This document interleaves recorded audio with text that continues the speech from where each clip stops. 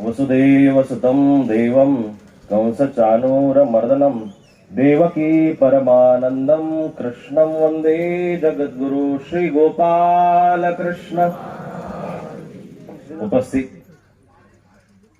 महाचिंतन के शुभ अवसर पर उपस्थित आप सभी प्रभु प्रेमी, ईश्वर प्रेमी, इस मंच पर विराजित इस कार्यक्रम के संपूर्ण आयोजक,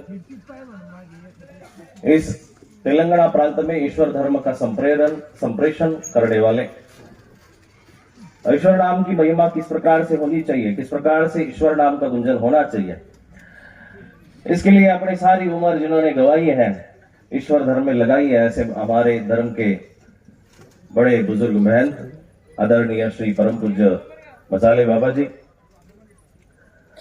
इस महाचिंतनी वटवृक्ष के द्वारा सभी को आच्छादित करने वाले, सभी को प्रेम देने वाले, सभी को ज्ञान की वृष्टि करने वाले, ज्ञान वर्षा में नहलाने वाले और इस महाचिंतनी के नए उपक्रम सृजन के कार्य हेतु इस महाचिंतनी के सृजक मेरे हृदय निष्ठ, हृदय स्थित आदरणीय परम पूज्य पट्टाधिष्ठित अत्यंत प्रातस्मरणीय अध्यात्म नित्य और विगत स्पुर ऐसे हमारे आदरणीय बाबा जी और आप सभी भक्त, सभी प्रभु प्रेमी, श्री कृष्ण प्रेमी भक्तों को दंडवत प्रणाम। नामम तिस्कड़ो, बस इतना ही हमने सुन लिया सर से। अब अगली बार अगर आएंगे तो पूरा भाषण ही उसमें तेलुगु में लिख के आएंगे। आप जब बुलाएंगे उस समय हम प्रयास करेंगे और 2-4 दिनों में तो हम इतना तो समझ ही जाएंगे कि 2-4 शब्द लेके ही जाएंगे। आप अगर हमारा इतना ले रहे तो हमने भी अपना लेना चाहिए। ये लेन देन जब तक चला रहेगा, रात में आते ही 2-4 शब्द तो ऐसे ही बोल दिए, अन्नम टप्पू क्या क्या बोलते हैं, आहारम, बढ़िया। सर दिल की कोई भाषा नहीं होती जनाब, दिल की कोई परिभाषा नहीं है। जहां प्यार बसता है, जहां प्रेम बसता है, वहां सारी भाषा आंखों से बोल जाते हैं, सारे चेहरे बोल जाते हैं, सारा तुम्हारा बर्ताव बोल जाता है। कृष्ण हमारे हृदय में ऐसे ही आएगा। कृष्ण के साथ बातचीत करने के लिए तुम्हें वेद शास्त्र उपनिषद पढ़ने की जरूरत नहीं है। कृष्ण के साथ तुम्हारी लगन लगनी चाहिए और जो लगन मीरा की लगी, जो लगन ईश्वर के साथ सुदामा की लगी, जितने भी भक्तों की अब तक लगी है, उस लगन के जैसा तुम चलोगे, उस पथ पर चलोगे, कृष्ण तुम्हारे जीवन में एक दिन अवतरित हो ही जाएगा, समय नहीं लगेगा। उसको लाने के लिए कोई ज्यादा प्रयास करने की जरूरत नहीं है। वैसे जटिलता का विषय मेरा दोपहर का है भगवान कृष्ण का। भगवान कृष्ण का जो शुरुआती दौर है और आखिरी दौर भगवान तक पहुंचने का जो सफर है, उस सफर को आज तक कोई भी भूतकाल नहीं देख सका। आज तक कोई भी भूतकाल कृष्ण को जितना जाना नहीं है, वो सारे अवतारों को जाना होगा कृष्ण लोगों ने, पर कृष्ण को नहीं जाना हुआ। कृष्ण अभी भी अधूरा है। हर किसी ने पकड़ के रखने का प्रयास तो जरूर किया है, पर किसी के पकड़ में नहीं आने वाला एकमेव अवतार कृष्ण है। इसलिए कृष्ण का जानने का जिसने भी प्रयास किया वो संपूर्णता की ओर अपने आप चला जाएगा, अपने आप चला जाएगा। ये सबसे बड़ी उसकी जीवन की प्राप्ति होगी, ये सबसे बड़ी उसकी जीवन की अचीवमेंट होगी, ये सबसे बड़ी उसकी तसल्ली उसके जीवन में आ जाएगी। इसलिए अभी मैंने जैसे आपको बोला कि दंडवत प्रणाम, ये दंडवत प्रणाम की बड़ी महत्ता है। आपने वो दंडवत शब्द बोलने की बजाय दंड प्रणाम बोल दिया। दोनों शब्द बड़ा मायना रखता है। दोनों शब्द बड़े अच्छे तरीके से पेश करेंगे तो पता लग जाएगा कि दंड प्रणाम में क्या लिखा हुआ है, दंडवत प्रणाम में क्या लिखा हुआ है। इसके लिए आपको महाभारत की ओर ले जाऊंगा। महाभारत में जाइए और युद्ध की शिष्टाई करने के पश्चात कृष्ण अपने महल में आ गए और आने के पश्चात अर्जुन भी युद्ध के लिए कृष्ण को मांगने के लिए आता है, दुर्योधन भी कृष्ण को मांगने के लिए आता है। बड़ा मधुर प्रसंग है। और दोनों जब आए तो कृष्ण सोए हुए हैं, बड़ा मधुर प्रसंग है। कृष्ण लेटे हुए, महाभारत व्यास कहते हैं कि कृष्ण लेटे हुए और दुर्योधन आके सिर के पास बैठता है साहब, और अर्जुन पैर के पास बैठता है। इसे सीख क्या मिलती है? अहंकार हमेशा सिर पे बैठेगा, विनम्रता हमेशा पैर के पास बैठेगी। जो दंडवत करेगा, जो दंडवत प्रणाम करेगा, वो दंडवत प्रणाम करने वाला आदमी सही रूप से, सुचारू रूप से, सच्चे दिल से विनम्र ही होगा। जिसमें दंडवत करने की पात्रता है, जो दंडवत करने के लायक है, जो दंडवत कर सकता है, जो दंडवत करने का इच्छुक है, वो विनम्र है। विनम्रता का सबसे बड़ा सूचक है कि दंडवत प्रणाम। नहीं तो हमारा दंडवत हाय की तरफ सर ने अभी बोला, हाय हेलो की तरह दंडवत होता है। ये दंडवत की परिभाषा नहीं, ये दंडवत की चेष्टा है, ये दंडवत की मस्करी है, ये दंडवत का लाफिंग स्टाइल है, ये दंडवत नहीं है। जिसके हृदय में परमात्मा है उसके हृदय से दंडवत प्रणाम की आवाज इतनी मधुरता से आनी चाहिए कि उसको देखते ही सामने वाला भी झुक जाए, सामने वाला भी झुक जाए। दंडवत की महिमा है। अर्जुन सिर पर बैठा हुआ है, पैरों के पास बैठा हुआ है, दुर्योधन सिर के पास बैठा हुआ है। और जैसे ही भगवान उठते हैं, भगवान उठने के पश्चात महाभारतकार कहते हैं कि अर्जुन की तरफ प्रथम नजर गई है। दुर्योधन वहां पीछे देखता है, अर्जुन को पूछा, मित्रवर कैसे आना हुआ, क्या मतलब? प्रभु आप जानी जान है, आप सर्वज्ञ है, आप जानते हैं मेरी हृदय की बात, आपको सब पता है, आप क्यों पूछने की चेष्टा करते हो? जो भक्त का हृदय होता है वो भक्त के हृदय को किसी को बताना नहीं पड़ता कि तुम मेरा ये दुख दर्द दूर करो, ये तुम मेरा काम करो, ये काम करने के लिए मैं तुम्हारे पास आया हूं। नहीं, बताने की जरूरत ही नहीं पड़ती। जो भक्त है उसको बताने की जरूरत नहीं पड़ती सर, बताने की जरूरत उसको पड़ती जो विभक्त है, जो विभक्त है, जो अलग हो चुका है, परमात्मा से मामूली रिश्ता रखता है, नॉर्मल रिश्ता रखता है, जिसका नामो नाम का रिश्ता है, जो एक फॉर्मेलिटी के तौर पर परमात्मा के दर पे आया हुआ है, उसको बताना पड़ता है कि साहब प्रभु मैं तुम्हारे दर पे आया हूँ, मेरा काम बनाओ, मेरा लड़का ठीक करो, लड़की ठीक करो, ब्याह रचा दो, बच्चा होने दो, काम होने दो, नौकरी लगने दो। ये सारा तुम्हारा तब बताना पड़ता है कि जब उससे लगन नहीं है। लगन तुमसे लगा बैठे, जो होगा देखा जाए। लगन तुमसे लगा बैठे, जो होगा देखा जाएगा। लगन तुमसे लगा बैठे, जो होगा देखा जाएगा। लगन तुमसे लगा बैठे, जो होगा देखा जाएगा। उसके बाद देखा जाएगा। मैंने कल परसों एक अच्छा बंद कर गायना था, कल परसों एक वाक्य लिखा था, बाबा हम दर दर घूम रहे, परमात्मा हमसे 800 साल बिछड़ा हुआ है, चक्रधर स्वामी जी 800 साल बिछड़े हुए, भगवान कृष्ण 5000 साल पहले हमारे से गए हुए। सर हम बोलते हैं ना कि भगवान ने ये लिखा है, भगवान ने जैसा लिखा है वैसा होगा, नहीं होगा, वैसा नहीं होगा। बात सही ढंग से समझिएगा। अगर परमात्मा हमारा भाग्य लिखता तो सबसे बढ़िया भाग्य लिखता साहब। वो ऐसा दरिंदगी वाला, दरिंदे वाला, दर दर घूमने वाला भाग्य ना लिखता। उसकी जो क्रिएशन है वो सबसे सुंदर क्रिएशन होती। उसने अगर हमारा भाग्य लिखा होता तो सबसे बढ़िया भाग्य लिखा होता। उसने ऐसा आलतू फालतू इधर उधर घूमने वाला भाग्य ना लिखा होता। ये जो भाग्य हमने रचित किया हुआ है या प्राप्त किया हुआ, ये हमारा कर्मों के द्वारा निहित है। इसलिए ये हमारा कर्मों का भाग्य है कि हम ऊपर है, हम नीचे है, हम यहाँ है, हम वहां है। ईश्वर का इसमें कोई भी हस्तक्षेप नहीं है। ईश्वर को इंटरफेरेंस नहीं करता। सबसे बड़ी बात ये समझ लीजिए, तुमने बीज बोए बबुल का, आम कहां से खाए। बबुल के पेड़ लगाए हुए, कटेर के पेड़ लगाए हुए, अब उसको आम नहीं लग सकते महाराज, आम कभी नहीं लग सकते। जिंदगी ऐसी है। जीवन की परिभाषा जब आप समझोगे, अर्जुन ने जीवन की परिभाषा समझी हुई है, इसलिए अर्जुन पैरों के पास, ईश्वर के चरणों के पास बैठा हुआ है। परमात्मा उठते हैं, अर्जुन की तरफ देखते हैं, अर्जुन कहता है कि महाराज नमस्तुभ्यम। ईश्वर को नमस्कार करना चाहिए, परमात्मा के पास नीचे की तरफ बैठना चाहिए। कहाँ उठना है, कहाँ बैठना है, कैसा उठना चाहिए, कैसा बैठना चाहिए, गीता ने बड़े अच्छे तरीके से बताया हुआ है। शुचोदेशम प्रतिष्ठाप्य स्थिरम आसनम आत्मना। स्थिर आसन होना चाहिए, कुर्सी पे हिलता हुलता आसन नहीं होना चाहिए। स्मरण करने के लिए, जाप करने के लिए ऐसे सोफे पे बैठे हुए, जहाँ सोए वही उठे वही परमात्मा नहीं। शुचोदेशे प्रतिष्ठाप्य, अच्छा आसन होना चाहिए, सुचिरभूत होना चाहिए, और उससे भी बढ़िया तुम्हारा मन सुचिरभूत होना चाहिए। गंगा नहाए कुछ नहीं होगा, दिल नहलाए तो बात बने। दिल को नहलाना जरूरी है, हृदय को सुचिरभूत करना बहुत जरूरी है। क्योंकि प्रेम गलियति सांकरी, जामे दो न समाये, जहां हरि बसे वहां मैं नहीं, जहां मैं बसे वहां हरि नहीं। प्रेम गलियति सांकरी, प्रेम का जो रास्ता है वो बड़ा छोटा है। उस पे या तो कृष्ण आ सकता है या तो तुम्हारा मैं, अहंकार आ सकता है। किसको लाना ये तुम्हारे हाथ में। और कलयुग में देखिए, जब त्रेतायुग सतयुग कृतयुग था, उस कृतयुग में राक्षस का नाम था हिरण्यकश्यप। 6 अक्षर का बड़ा बड़ा नाम था, राक्षस भी बड़ा था। छोटा हो गया, युग नीचे आ गया तो नीचे जैसे त्रेतायुग आ गया, त्रेतायुग में राक्षस का नाम हो गया रावण। 3 अक्षर हो गए, कम हो गए ना। उसके बाद में द्वापर युग आ गया, द्वापर युग में राक्षस का नाम हो गया कंस। घट गया, राक्षस घट गया, छोटा हो गया। कलयुग में सबसे बड़ा राक्षस छोटा हो गया, और वो राक्षस है मैं।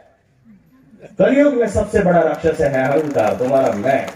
और हर एक ये बढ़ गया, ये राक्षस ये एक नहीं है। और कोई महाराष्ट्र में नहीं रहता, कोई तेलंगाना में नहीं रहता, ये हर घर में रहता है।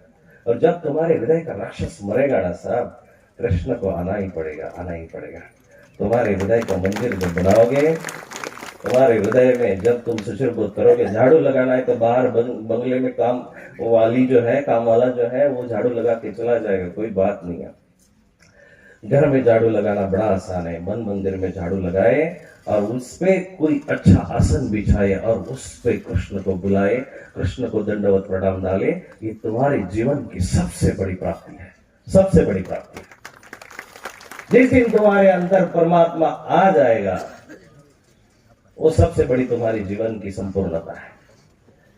जीवन तुमने जो बाहरी तौर पर रखा हुआ है, बंगले के तौर पर रखा है, गाड़ियों के तौर पर रखा हुआ है, अच्छी अच्छी साड़ियों के तौर पर रखा है, मेकअप के तौर पर रखा है, ये जीवन नहीं है जनाब। ये खत्म होने वाला जीवन है। ये टेम्पररी लाइफ है। It is all, everything is temporary in the world. सारे जहां में सब कुछ टेम्पररी है, सब कुछ टेम्पररी है।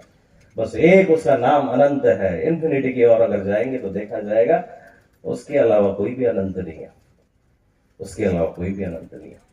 और एक तुम्हारी अवस्था होनी चाहिए, हिमालय पे चढ़ने के पश्चात या विमान में, प्लेन में, फ्लाइट में बैठने के पश्चात सारा जहां एक जैसा लगता है, लगता है ना। जब कभी फ्लाइट में बैठोगे तो पता लगेगा कि ऊपर जब जाओगे तो सारा जहां एक जैसा लगेगा। तुम्हारी भक्ति की जब सीढ़ी चढ़ जाएगी ना, तो तुम्हें सुख दुख सब से लगने चाहिए।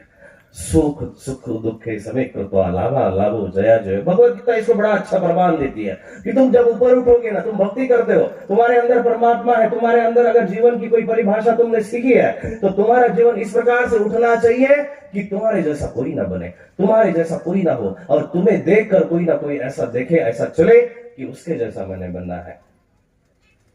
आज के समय में देखा जाए तो हर कोई तुम्हें नस्तनाबूद करने की कोशिश कर रहा है। बाहरी तौर पर तुम्हारे जैसे देखने की सब कुछ तो कोशिश करते हैं। साड़ी एक जैसी नहीं होती है, कपड़ा एक जैसा नहीं होता है, घर एक जैसा नहीं होता है, गाड़ी एक जैसी नहीं होती है। बाहरी तौर पर ये सब मिसमैचिंग है, पर अंदरूनी तौर पर उसके साथ तुम्हारा मैच मेकिंग होना चाहिए। जब अंदरूनी तौर पर मैच मेकिंग हो जाएगा ना साहब, तो तुम्हारा जीवन भले ही ये जीवन नश्वर होगा, पर उसके जैसा, और तुम्हारा जो पड़ाव होगा, अगला पड़ाव होगा, उसको भगवत गीता प्रमाणित करती है। यद्गत्वा न निवर्तन्ते तद्धाम परमम। जहां जाने के पश्चात तुम्हें वापिस आने की कोई जरूरत नहीं पड़ेगी, कोई जरूरत नहीं पड़ेगी। इतनी बड़ी अचीवमेंट तुम्हारे जीवन की हो जाएगी। अर्जुन ये बात समझता है, और अर्जुन जब पैरों के पास बैठा, कृष्ण से मांगा, और मांगा भी क्या, तू जो दे सकता है, तू जो दे सकता है वो दे दे, तेरी जो देने की हैसियत है। इसलिए दुर्योधन को पहले ऑप्शन देता है। प्रभु कहता है कि तुम क्या मांगने आए हो, प्रभु क्या है। प्रभु ने इसलिए पहले चाल चली। देखो कृष्ण का बड़ा चरित्र जब देखोगे, स्वरूप जब देखोगे, वो बड़ा रंजक स्वरूप है, मिस्टीरियस। राज वाली बात अगर कोई सीखनी है जीवन में तो कृष्ण से सीखे। अंदरूनी बात अगर कोई सीखनी है तो कृष्ण से सीखे, और मधुरता वाली बात अगर कोई सीखनी है तो कृष्ण से सीखे। वो जब भी आप पोर्ट्रेट में देखोगे, चित्र में देखोगे, वो हंसता हुआ नजर आएगा। सारे उसके पीछे कंटे लगे हुए हैं, दुर्योधन उसके पीछे पड़ा हुआ है, सब कुछ उसके पीछे पड़े हुए हैं।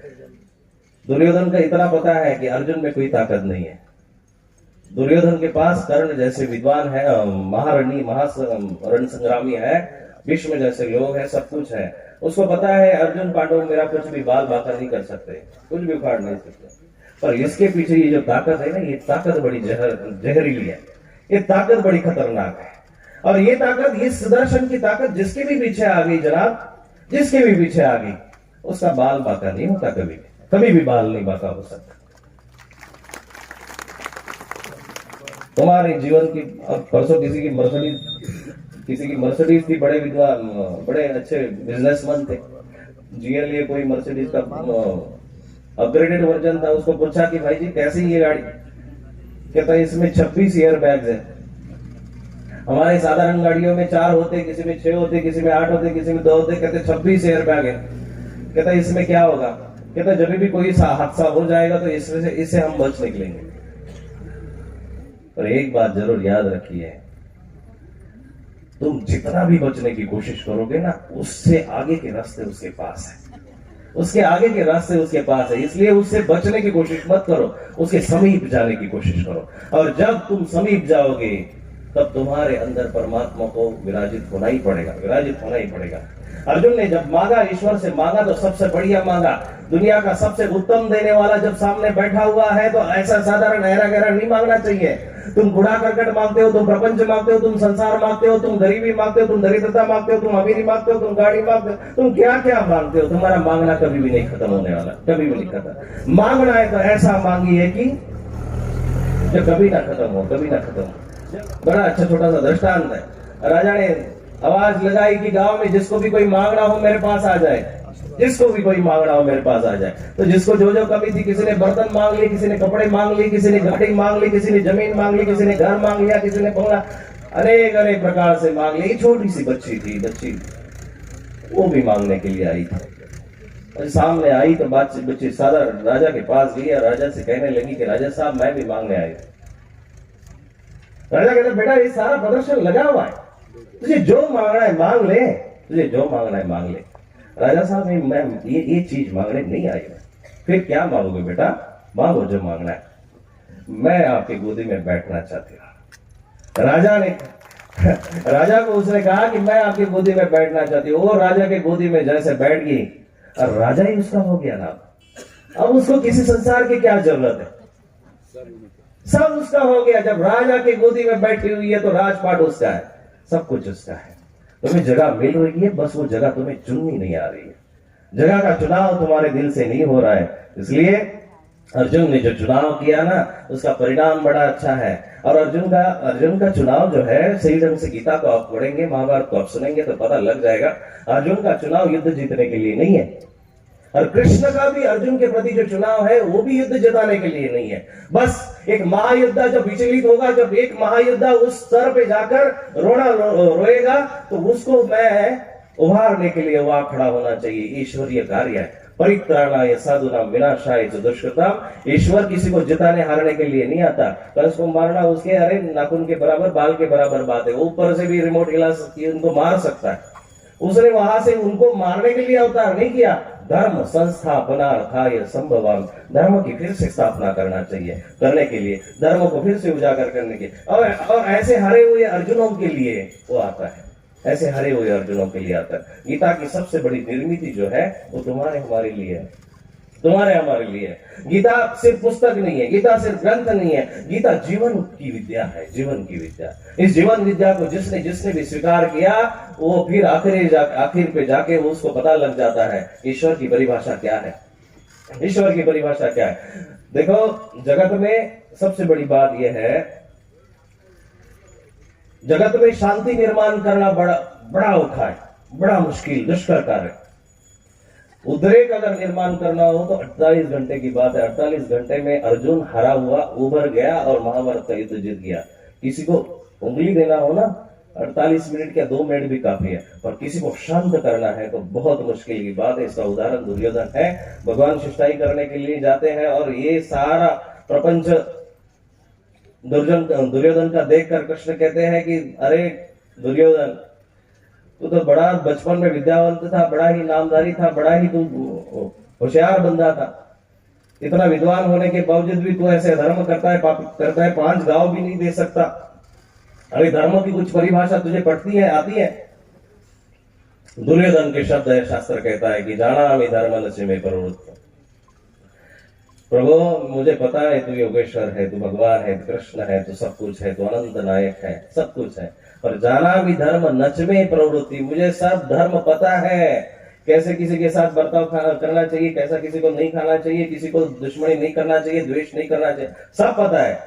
पर जाना भी धर्म नच में प्रवृत्ति, मेरी इच्छा नहीं हो रही है अंदर से। मेरी अंदर से इच्छा ही नहीं हो रही, मैं मंदिर से पास भी गुजर रहा हूँ, मैं मंदिर के पास भी आ रहा हूँ, किसी संत को भी देख रहा हूँ, पर उसकी तरफ देखने की, उसको दान करने की, उसको नमस्कार करने की मेरी इच्छा नहीं हुई। धर्म जानते हुए भी न करना, ये दुर्योधन है। धर्म जानते हुए भी न करना, ये दुर्योधन है। और प्रभु कहते हैं कि अरे तू पाप भी तो जानता है, किसी को मारने से पाप बढ़ेगा, किसी को मारने से पाप होगा, तो ये भी तो जानता है। कहता जाना भी अधर्म नच में निवृत्ति, मुझे पाप करते हुए शर्म भी आती है, पता भी चलता है, पर नच में निवृत्ति, मैं इसको छोड़ नहीं सकता। ये हमारे अंदर का दुर्योधन मरना चाहिए। और जिस दिन दुर्योधन मर गया, जिस दिन दुर्योधन मर गया, उस दिन तुम्हारे अंदर कृष्ण अपने आप आएंगे, उसको बुलाना नहीं पड़ेगा, उसको बुलाना नहीं पड़ेगा। इसलिए तुम्हारे जीवन में सल्लागार सही ढंग से रखो बरं का बाबांनो. तुमच्या जीवनातला सल्लागार चांगला असला पाहिजे. दुर्योधनाचा सल्लागार शकुनी है. 2 मिनट के लिए उनको भी बता देता, सबको आना चाहिए ना, लाइन में बैठे हुए.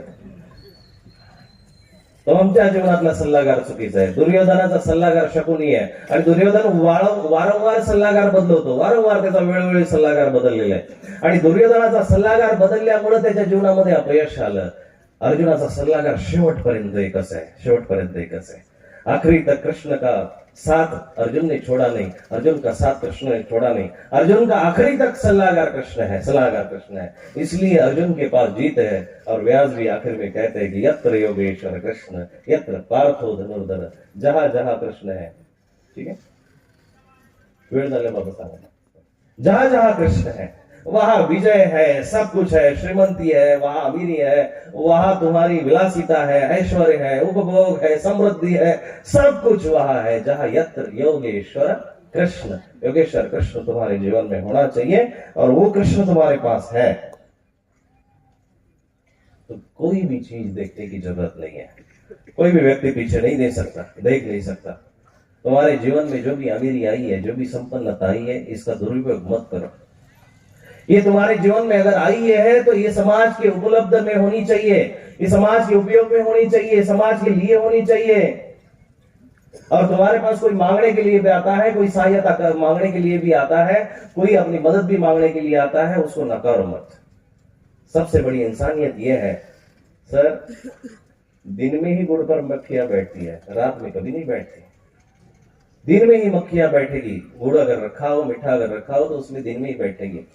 तुम्हारे दिन है इसलिए तुम्हारे पास कोई आता है मांगने के लिए. देने के लिए हाथ पीछे नहीं करने चाहिए. कर्ण ने महाभारत के युद्ध में मरते समय में अपना दांत निकालकर दान किया था. कलयुग में सबसे सर्वश्रेष्ठ अगर कुछ है तो वो ज्ञान और दान है. इसको जीवन में उतारना चाहिए. जीवन में जिसके जिसके भी जीवन में ऐसा धर्म उतरा वो धार्मिक है. तो मैं धार्मिकता का कोई नाटक रचना जरूरी नहीं है. हम धार्मिकता का नाटक करते हैं. हमारे अंदर धार्मिकता का सिर्फ प्रदर्शन है, हमारे अंदर सिर्फ फॉर्मेलिटीज है, हमारे अंदर एटिकेट्स नाम की कोई ऐसी चीज बची ही नहीं है. अगर बची भी है तो वो फॉर्मेलिटी के तौर पर है, हमने उसको दिखावे के तौर पर रखा हुआ है. धर्म दिखावे वाली बात नहीं है. तुम्हारा सड़ा गला शरीर भी भगवान स्वीकार कर सकता है. इसके लिए प्रमाण गीता कहती है अभिचेत सु दुराचारो भजते मामन. दुराचारी से भी दुराचारी अगर मुझे बचता है तो मैं उसकी सेवा स्वीकार करता हूँ. बाहरी तौर पर एटिकेट्स और बाहरी तौर पर फॉर्मेलिटीज में मत पड़िए. अंदर की बात होनी चाहिए, कुछ तो अंदर की बात होनी चाहिए. जब सामने तू बैठा हुआ है तो तेरे मेरे बीच में हवा भी ना आए, इतनी अगर तुम्हारी भक्ति परिपक्व है, कृष्ण क्यों तुमसे बिछड़े रहेंगे, क्यों बिछड़े रहेंगे. ऐसी परिपक्व भक्ति करने के लिए तुम्हें ऊपर जाना पड़ेगा, ऊपर जाना पड़ेगा. गृहस्थ धर्म मिला हुआ है ना, ये भी तुम्हारे अंदर की सबसे बड़ी खासियत है. बहुत से लोग धर्म को कोसते हैं, गृहस्थ धर्म को कोसते हैं कि गृहस्थ धर्म ऐसा है, पाप है, ऐसा है. गृहस्थ धर्म की सबसे बड़ी खासियत साहब एक है कि गृहस्थ धर्म के ऊपर ही इन चारों वर्णों की नींव खड़ी है. चारों वर्णों की इमारत अगर देखी जाए, बिल्डिंग अगर देखी जाए, तुम्हारे वानप्रस्थ की, संन्यास आश्रम की, वो सारी गृहस्थ धर्म के ऊपर खड़ी है. गृहस्थ धर्म बुरा नहीं है, बस तुम्हारा जीना गलत है, तुम्हारी जीवन पद्धति अलग है, तुम्हारा जीवन पद्धति गलत है. तुमने जीने का ढंग ही सीखा नहीं है, तुमने जीवन का ढंग ही सीखा नहीं है. इसलिए अपनी पद्धति बदलो. और तुम्हारे जीवन में जिस समय भी परमात्मा भक्ति या ईश्वर का ज्ञान, परमात्मा का कुछ धर्म, जिस भी दिन आएगा, जिस भी दिन आएगा, उस दिन तुम्हारा जीवन सुगंधित होने में देर नहीं लगेगी. चंदन के साथ जितने भी वृक्ष आते हैं उनकी टहनियां, उनकी जड़ें वो सारी सुगंधित हो जाती है। हम इतने सालों से हम अपने धर्म परिवारक के साथ में, धर्म परिवर्तन के साथ में, धर्म गुरुओं के साथ में, ईश्वर के सन्निधान ग्रंथों के साथ में इतने समय से बैठे हुए, उसके बावजूद भी हमारे अंदर में कोई धर्म की जागृति नहीं हुई, तो हमारे अंदर का दुर्योधन अभी भी जिंदा है, याद रखिएगा, अभी भी जिंदा है। महाचिंतनी का सबसे बड़ा प्रेरणा कार्य यही है। बाबा जी ने 27 साल से, आसान नहीं है, एक लड़की की शादी करने के बाद हम 10 साल उभरते नहीं है। अभी ये तो तुम्हारे गिने चुने लोग हैं, यहाँ पे कोई बात नहीं है। हमने लाख लाख लोग इस प्रोग्राम में देखे हुए, और मैं बड़ा छोटा इसमें सेवक हूँ, दास हूँ। और इस दास पे ऐसी बाबा जी की मेहरबानी है कि वो जहां भी मौका मिले वहां मुझे लगा देते हैं, आगे ढकेल देते हैं। और भी मैं भी अपनी जी जान से जितना भी प्राण बचे हैं उतना लगा ही देता हूँ, भले ही अपने ऊपर ही घाव आ जाए, भले ही अपने ऊपर तलवार चली जाए, कोई बात नहीं। धर्म का कार्य बाबा जी ने जो शुरू किया है, इसको हमने गुजराती समाज में भी देख लिया, पंजाबी समाज में भी देख लिया, इसको हमने महाराष्ट्र में सारी जगह देख लिया, इसको हमने तेलंगाना में देख लिया। प्रादेशिक बात भले ही अलग तौर पर हो, प्रादेशिक बात भले ही अलग तौर पर हो, पर इंसान तो एक ही है। इंसान तो ऊपर से नीचे तक एक है। तुम्हारे अंदर जिस दिन दुर्योधन राक्षस जिंदा है वो दुर्योधन है, जिस दिन मनुष्य जिंदा है वो अर्जुन है, और मनुष्यता के ऊपर तुम जब चले गए तो तुम्हारे अंदर कृष्ण का पदार्पण हुआ, तुम्हारे अंदर का कृष्ण जिंदा, समझ लेना चाहिए। महाचिंतनी ने ऐसे बहुत से लोगों को आगे तो ढकेल तो दिया है धर्म में, पर महाचिंतनी ने जीवन विद्या भी सिखाई है, जीवन विद्या सिखाई है। इस जीवन विद्या को तुमने सारों ने अपनाना चाहिए। आप लोग जब इस जीवन विद्या को समझोगे, और ईश्वर का ज्ञान जिस भी व्यक्ति में आ जाता है ना, जिस भी व्यक्ति में, टॉयलेट में जितनी मर्जी गंदी बदबू हो, जितनी मर्जी गंदी बदबू हो, बस एक ऑर्डर लगाने की देरी है। हॉल में जितनी मर्जी गंदी बदबू फैली हो, बस एक अगरबत्ती जलाओ, गंदगी तुम्हारे से हटेगी नहीं। गंदगी हटाने का प्रयास भी मत करो, पाप तुम्हारे से छुपेगा नहीं, कभी कभी नहीं छूट सकता पाप। पापात्मा पाप संभव, पाप ही हमारे से संभावना है, पाप कभी नहीं छूटेगा।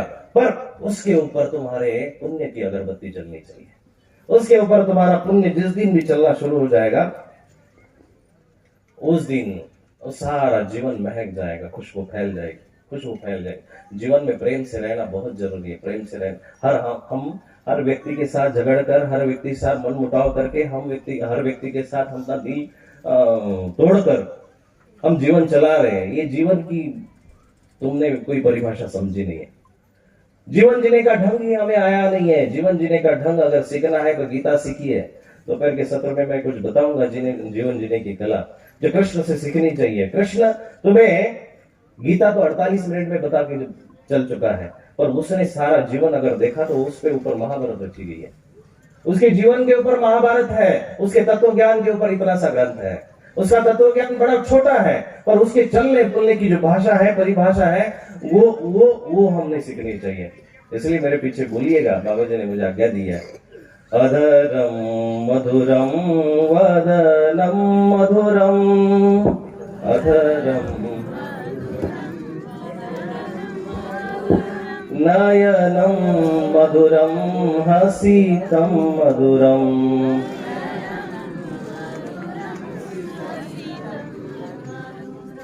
अधरम मधुरम वदनम मधुरम,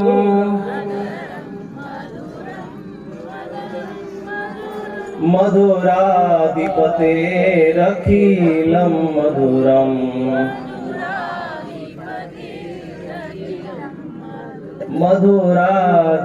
मधुराधिपतेरखिलं मधुरम, मधुराधिपतेरखिलं मधुरम। बाला मधुरा गोपी मधुरा, बाला मधुरा गोपी मधुरा, यमुना मधुरा वीची मधुरा, यमुना मधुरा वीची मधुरा, असितं मधुरम वसितम मधुरम हसितं मधुरं वसितं मधुरं मधुराधिपतेरखिलं मधुरम मधुराधिपतेरखिलं मधुरम् कबीरा कबीरा क्या कहे कबीरा कबीरा क्या कहे जा जमुना के तीर या जमुना के तीर कबीरा कबीरा क्या कहे कबीरा कबीरा क्या कहे जा जमुना के तीर या जमुना के तीर एक एक गोपी के प्रेम में एक एक गोपी के प्रेम में बह गए कोटि कवि बह गए कोटि कबीरा। इतना बड़ा प्रेम का सरोवर कृष्ण है, इतना बड़ा प्रेम का सरोवर कृष्ण है। उसकी सारी चीजें मधुर है, सारी चीजें मधुर है। और शहद के पास जो मक्खी भी चली जाती है, शहद के पास धूल भी चली जाती है, मिठास के पास चीनी में कोई कंकर भी चला जाए वो भी मीठा होता है। हम इतने जिन से अगर कड़वे हैं तो समझ लीजिए कृष्ण की मिठास हमारे जीवन में आई नहीं है। कृष्ण की हमारे जीवन का मधुरपन हम खो चुके हैं। हमारे जीवन की अगर प्राप्ति करनी है हमने तो ईश्वर को हमारे जीवन में लाना पड़ेगा। और उससे बड़ा कोई सुंदर नहीं है इस जगत में, उससे बड़ा कोई सुंदर नहीं है। उसकी सुंदरता के आगे सारी चीजें फीकी है। तुम जिसको भी रूप में देखते हो, रूपवान देखते हो, सुंदर देखते हो, ये आर्टिफिशियल है, ये सारा बनावटी है, ये सारा कृत्रिम है, ये सारा बनावटी है। लैला मजनू की स्टोरी बड़ी छोटी सी कहानी में बताता हूँ। मजनू को राजा ने बुलाया। राजा कहता है कि अरे लैला तो बड़ी बेड़ी है नहीं, बदसूरत। लैला बेड़ी बेड़ी है, कुरूप है, वो सुंदर कुछ भी नहीं लगती। तूने लैला में ऐसा क्या देखा? लैला में ऐसा क्या देखा? तो कहता महाराज लैला को देखने के लिए लैला मजनू की दृष्टि चाहिए। लैला हर किसी को नहीं दिख सकती। तुम जिसके भी प्रेम में पड़े हो ना वो तुम्हें सुंदर लगता है, वो तुम्हें सुंदर लगता है। उसमें कोई सुंदरता नहीं है। सांसारिक रूप से अगर देखा जाए तो उसमें कोई सुंदरता नहीं है। तुम्हारी पत्नी ही सुंदर नहीं है, तुम्हारा पति भी सुंदर नहीं है। तुम उसके साथ अटैच हो, जुड़े हो, इसलिए वो तुम्हें सुंदर लगता है। जब तुम्हारा अलग होना शुरू हो जाएगा, डिसअटैचमेंट शुरू हो जाएगी, जब तुम बिखर जाओगे तो उसके जैसा बुरा कोई व्यक्ति दिखेगा नहीं संसार में। इसलिए हम प्रेम में है, इसलिए सुंदर लगता है। मजनू को पूछा कि तुझे उसमें क्या दिखता है? वो कहता है कि महाराज लैला को देखने के लिए मजनू की दृष्टि होनी चाहिए। महाराज ने राजा ने 10 लड़कियां सामने रखी, इतनी सुंदर थी, बढ़िया थी, और कहता है अरे इसमें से कोई चुन ले, इसमें से तो ये तेरी प्रेमी बन सकती है। और जैसे ही सामने देखी 10 लड़कियों की तरफ मजनू ने आंखें भर भर कर देखा, और 10वीं देखने के पश्चात राजा की तरफ 11वीं आंख से देखता है, और राजा को कहता है कि राजा साहब, अरे इसमें तो कोई भी लैला नहीं है, इसमें तो कोई भी मेरा प्रियतम नहीं है, इसमें तो कोई भी मेरा जीवन साथी नहीं है। तुम्हारा जीवन साथी जिस दिन तुमने कृष्ण चुन लिया ना, तुम्हें संसारिक व्यक्ति में किसी में भी प्रेम दिखाई नहीं देगा, किसी में भी दिखाई नहीं देगा। बस तुमने उसको सुनना चाहिए। पति परमेश्वर यानी जगतपति जो परमात्मा है, माता धाता पिता, वो सब सारे जगत का मालिक है। उसको जिस दिन तुमने चुन लिया तुम्हारा जीवन सफल है। इसलिए अपने जीवन को सफल करने के लिए आपने दोपहर को भी मुझे सुनना है, फिर कहोगे बोर कर रहे हैं आप। तभी दोपहर के लिए थोड़ा सा टाइम बचाइए, और दोपहर को थोड़ा सा हम भगवान कृष्ण की और बातें करेंगे, क्योंकि वो मधुरता उसके अंदर है होने के बाद। आज तक जगत में सारी चीजों की भूख मिटी है, सारी चीजों की भूख मिटी है, तो मिठास खाने की भूख शुगर होने के पास भी मिटती नहीं है। मीठा खाने की भूख जो है वो शुगर होने के बाद भी मिटती नहीं है। मीठा इतना क्रेविंग करता है, इतना अंदर से जागृति करता है। वैसा ही कृष्ण मीठा है। उसके होठ मधुर है, मुख मधुर है, बाल मधुर है, चलना मधुर है, फिरना मधुर है, गाना मधुर है, सब कुछ मधुर है। ऐसे ही 7-8 साल के बच्चे के पीछे सारा जहां पागल क्यों बना हुआ है, ये दोपहर को हम सुनेंगे। इसलिए आज की सेवा अभी यही समाप्त करता हूँ। 2 शब्द मेरे यही प्रभु अर्पण करता हूँ। धन्यवाद, धन्यवाद, प्रणाम। आभारी आहोत बाबा। तुमचं व्याख्यान नव्हतं, तुमचा मनाचा संवाद होता. सहजपणे श्रोत्यांशी साधलेला हा शब्दरूपी संवाद. पण अंतकरणमय जर बनायचं असेल तर असे चांगले चांगले व्याख्याते मानसशास्त्रीसारखे आम्हाला हवे आहेत. आणि बाबांचंही वैशिष्ट्य आहे चिंतनिकारांचं की ते असे चांगले चांगले व्याख्याते शोधतात, समोर आणतात, त्यांना प्रवृत्त करतात आणि त्यांच्या शब्दांमध्ये आम्हाला ढाऊन घालतात. धन्यवाद बाबाजी. वक्त्यांना धन्यवाद देतो. सज्जनो, चिंतनिक काय करते आणि चिंतने काय केलेलं आहे याचं उत्तर म्हणजे ही व्याख्यानं आहेत. कुठे इथे तुम्हाला वेगळा नोक झोक दिसणार नाही, वैभव दिसणार नाही. दिसेल वैभव ते शब्दांचं.